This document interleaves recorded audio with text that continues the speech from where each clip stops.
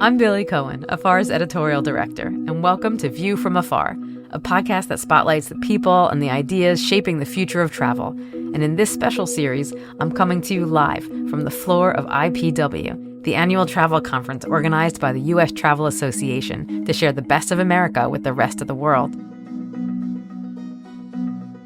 In this episode, I'm sitting down with Brad Dean, the president and CEO of Explore St. Louis. Brad officially started his role in February of 2025, bringing more than 2 decades of destination marketing experience to America's heartland. His resume reads like a masterclass in tourism recovery. He helped rebuild Puerto Rico's visitor economy after Hurricane Maria, and he spent 20 years transforming Myrtle Beach into one of the nation's top coastal destinations. Now he's bringing that commitment and energy to the St. Louis DMO, a job he handpicked because of the city's incredible momentum, which we'll hear more about in a bit. I went to a press conference like 2 years ago, and I have not stopped talking about it to the staff. I'm like, well, let's go to St. Louis. Let's do something on St. Louis. Send me to St. Louis. How cool is that? Well, you know how cool it is. It was interesting. It's the first place I ever vacationed as a child. No way. And it's really weird because I can't get that 7-year-old kid out of me. It lives through the eyes of that 7-year-old. Where did you grow up? Central Illinois, nowhere near anything. Like suburban? Like middle of cornfields. Wow. So the only arch I'd ever seen was above McDonald's. And I literally remember going to St. Louis and I'm like, wow, look at this place. I mean, it was actually what I think planted the travel seed within me, because first time as a young child, I realized there was something more than cornfield. What left the biggest impression from that trip? Was it the arch? Well, the arch was definitely memorable, but Forest Park, it's one of the largest urban parks in North America. And it, as a 7-year-old kid, it looked like the end of the world there. First time I'd ever eaten at an all-you-can-eat restaurant. It was just everything. The things that blow your mind as a child, it still lives within right? me, so I can't help. I could just that kid will not stop talking to me, and so it's kind of neat to relive all that. So that's so awesome. Yeah. Was there toasted ravioli on this all-you-can-eat buffet? Because I don't know what it is, but I need to have it. What's the deal with it? Is it a St. Louis thing? Well, the toasted ravioli and the pizza. The we're going to get to the pizza. Yeah. I'm a New Yorker. Yeah. We're getting to the pizza. Okay. All right. In your zip code, it's hard to sell thin-crust pizza. I get it. Convince me. No, seriously. Tell me about St. Louis pizza. So. Why should I come to St. Louis to have pizza, and where should I go? Like, yeah, what is it? Why is it? Yeah. And where is it? Have you seen the episode with Jimmy Kimmel? No. He got into this with somebody, trying to remember, Jason Tatum or somebody, because Jimmy Kimmel was not sold on St. Louis pizza, and they had this debate in the Jimmy Kimmel show. It was interesting. So same thing. He was like, I don't think this is right. It's not really pizza. So what is it? What makes it St. Louis pizza? Well, of course, the thin crust. But I think what's interesting is, St. Louis is surrounded by farms and farmers. And so a lot of that product originally came right from the community. So the sauce was made locally. And today, Emo's, which is probably the best known pizza in St. Louis, actually makes every pizza in downtown St. Louis. They literally brought their pizza manufacturing downtown, just a few blocks from the convention center. So it really is homemade from St. Louis's perspective. But so the cheese and the tomatoes, that's all from the region? Yeah. And that was the real roots, is it's such an agricultural region. But now it's become a St. Louis thing because of the thin crust and, the sauces, the provolone cheese. So it's... you lost me at provolone. I was totally coming around. I was like, ingredients from the local area. We do not have that in New York, but you lost me. And now nowhere, right? No.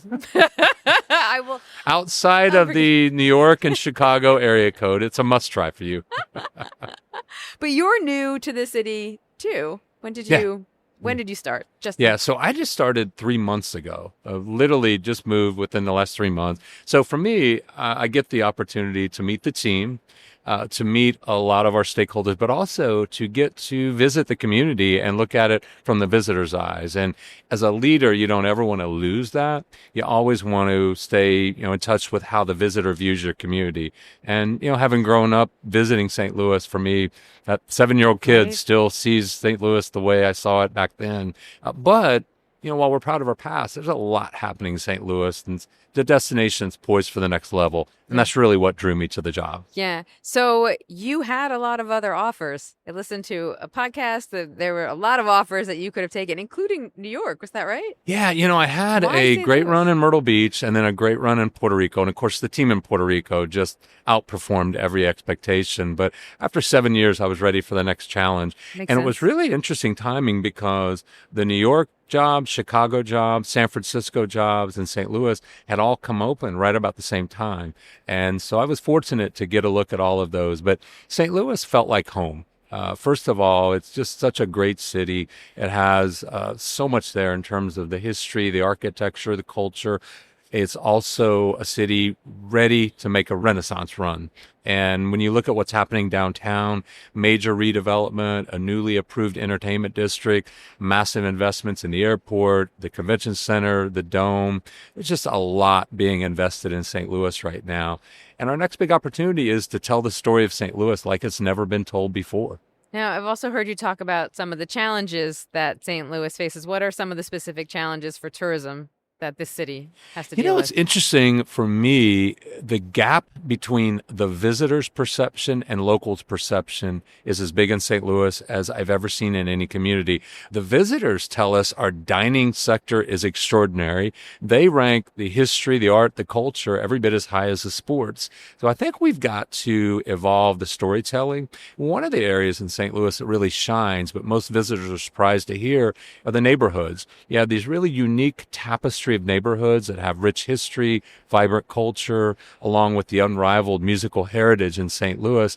And for many people, they just don't realize that exists. So a trip to the Hill, or maybe going out to Maplewood and seeing some of the unique craft breweries there, some of the chefs that are creating or recreating entities in St. Louis. There's a real significant entrepreneurial vibe in St. Louis that seems to really be kind of creating and reinventing the area. And so for me, telling those stories about the entrepreneurs in the neighborhoods, as well as the iconic history of St. Louis, it's a blend of past and future that's really exciting as this community reinvents itself.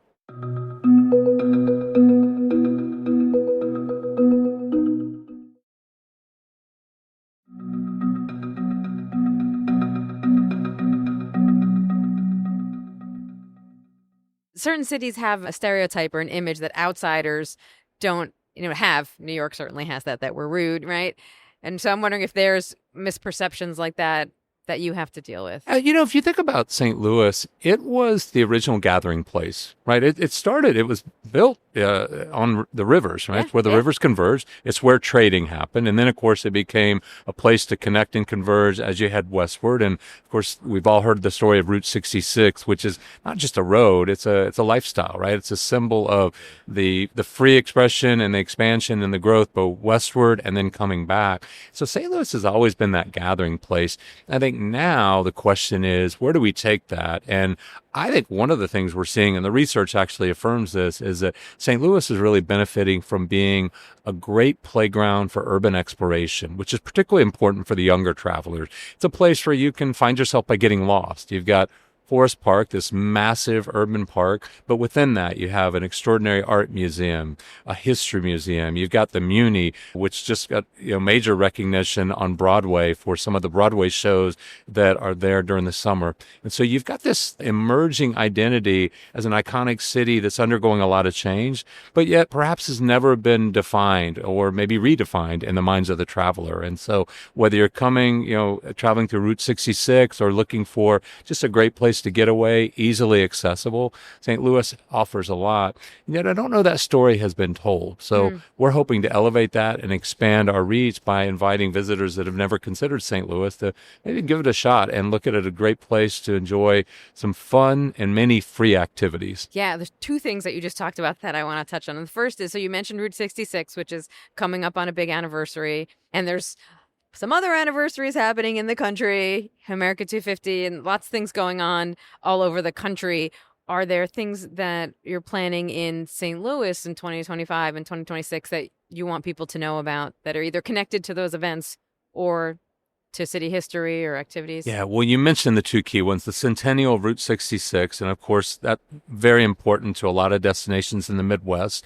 And when you think about Route 66 and coming through St. Louis, many of the original parts of Route 66 are still actively in use. You know, the Chain of Rocks Bridge, which was the original bridge, it's now kind of a dog-legged bridge, and it's been turned into a walking trail, so you can actually experience that. But I think one of the best parts of it is going into some of the communities that touch Route 66, like Maplewood and Kirkwood. So whether you're looking for that Main Street America experience, or you want to find some of the quirky restaurants or the cafes or the diners, and whether it's for a day or a few days or a week, there's a lot to explore in and around that. But the other, of course, that we can't forget is the 250th. And for us in St. Louis, that's not only a story of our past, but what lies ahead in the future. Just recently, within the last few weeks, we reopened the old courthouse. This is an historic courthouse just a few blocks from the Arch.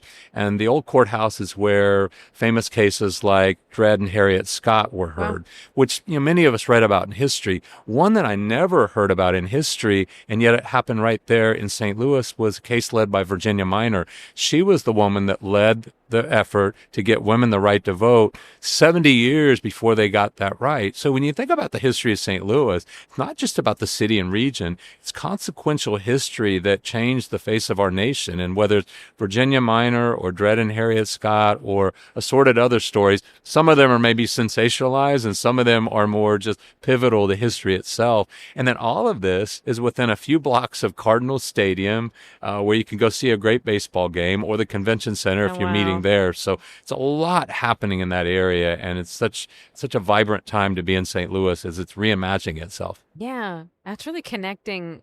As we're researching and writing about all these America 250 events, what I'm seeing is this real interconnectedness between cities and regions of the country that I think most of us don't think about as much as we're just going to visit places, how something that happened in that city affects us on our day-to-day lives, which those two cases certainly And I think that's would. always been the heartbeat of Afar, is you connect us not just to the travel destinations, but the people that make it such a special place. And in St. Louis, one of the great things for me in learning this new community is not just experiencing the attractions and the entertainment, but the people that make it such a special place. And as we evolve our storytelling, it's got to be not just about the destination and the experience itself, but the people behind it that make it such an extraordinary community and great place to visit. Yeah, so that's what brings me back to the other thing I wanted to ask you about.